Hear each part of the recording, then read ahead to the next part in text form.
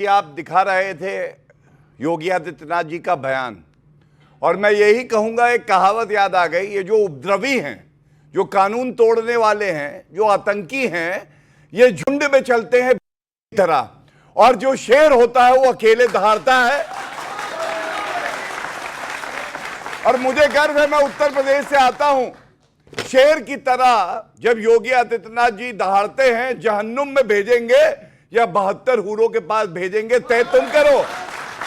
लेकिन अगर कानून में आपकी आस्था है, संविधान में आस्था है, यहां नागरिक बैठे हैं, मेरी बहनें और भाई बैठे हैं, तो आप अकेले खड़े हो जाएंगे, आपको डर नहीं लगेगा। और जब आप कुछ गलत करने का प्रयास करते हैं तो आप झुंड में आते हैं। और तौकीर रजा, जिनको मैं मौलाना नहीं बुलाऊंगा, वो कहते हैं वर्दी को देखो तो वर्दी को भी फाड़ दो और उनको मार दो, लेकिन दंगा होना चाहिए। लेकिन ये योगी जी की सरकार है, ऐसा कोई माइकल लाल नहीं है कि दंगा कराए, क्योंकि सब जेल की सलाखों के पीछे हैं। विवेक, अब तो एक मौलाना ही कह रहे हैं कि उन्होंने कहा कि आप आई लव माई वाइफ, बाहर इश्तेहार तो नहीं लगाते, अगर आप अपनी बीवी से प्यार करते हैं तो घर में ही रखेंगे। इस बात को क्यों? देखिए, आज एक बात का सबूत किसी भी तरफ से गौरव भाई ने बोला, उसके पहले आपने योगी आदित्यनाथ का एक क्लिप दिखाया, उसके बाद बड़ी तालियां पीटी गईं।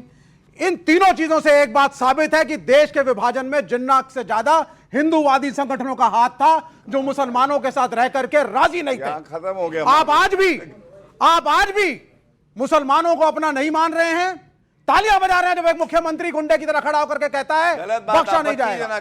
ये शब्द, वो भाषा कैसी थी? नहीं, क्या लेता हूं? एक मिनट, मैं आपसे पूछता हूं, अगर कोई कानून तोड़ेगा तो क्या उसका महिमा मंडन करके उसके चरण स्पर्श करेंगे? बहुत अच्छी बात। क्या एक डंडा मारेंगे, उसको जेल भेजेंगे?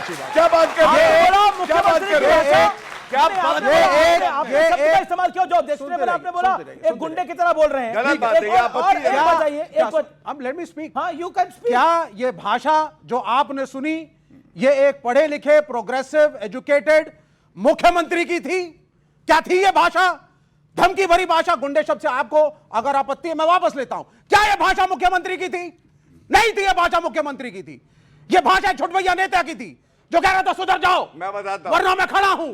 यह भाषा मुख्यमंत्री की नहीं थी, और आप ताली पीट रहे हैं यहां पे। यह साबित करता है कि आप देश में समुदाय के हिसाब से निर्णय लेंगे, कौन ज्यादा नफरत फैलाता है, कौन ज्यादा मुसलमानों को धमकाता है। मुसलमानों को आप सेकंड ग्रेड सिटीजन बना रहे हैं।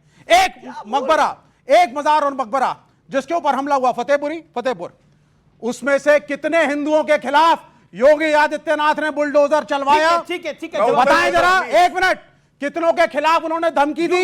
Point Vivek ji, why did he not come on the TV, on news 18? और आपने तब क्यों नहीं प्ले किया? और योगी आदित्यनाथ बोलते आपने तोड़ा मकबरा और मजार। अरे मैं उत्तर देख लूंगा तुमको, तब मैं ताली बजाता योगी आदित्यनाथ के लिए। ओके, गौरव भाटिया, आपकी बात पे ताली नहीं बजी, मुझे भी दर्द हुआ। और क्यों मैं बताता हूं। जब बात में सत्यता होती है, जब पब्लिक के दिल को छू जाती है, तो ताली बजती है, कोई बजवाता नहीं है। ये बात जान लीजिए।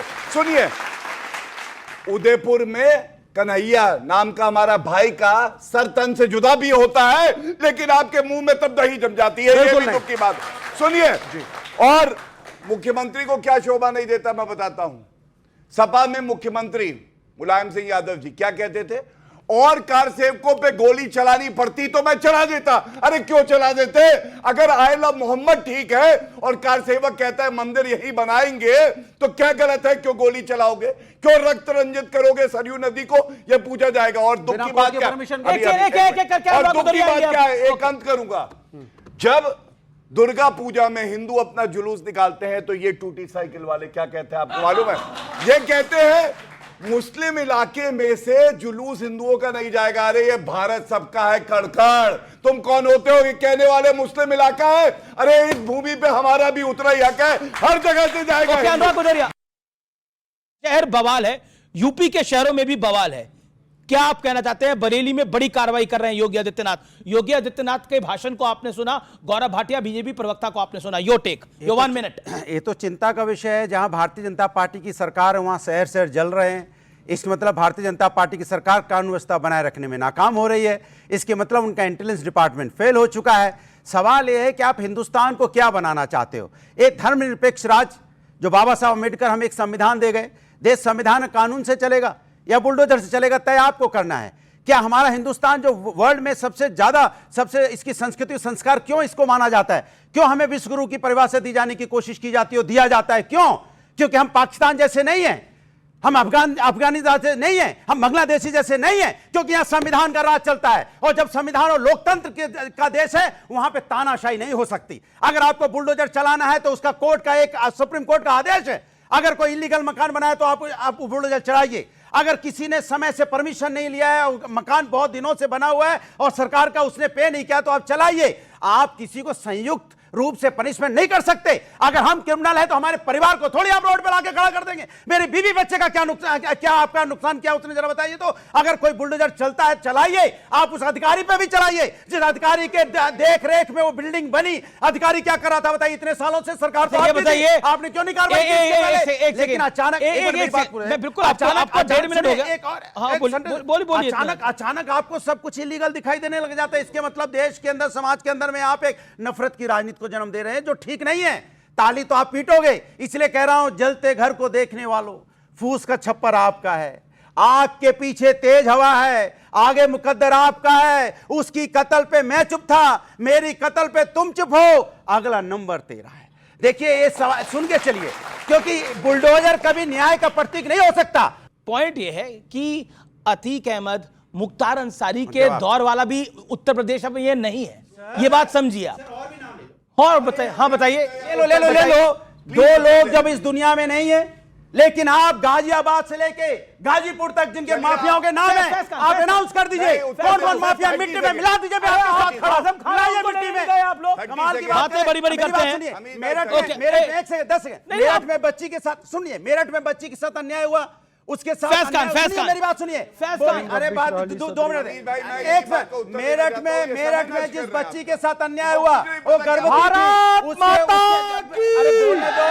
नमस्ते सदा। मेरी बात हो जाए, मेरी बात हो जाए, तो हम मेरी बात हो जाए, ये कैसे चलेगा? मेरी बात ही नहीं हो पाई पूरी। नमस्ते नमस्ते, भारत माता की।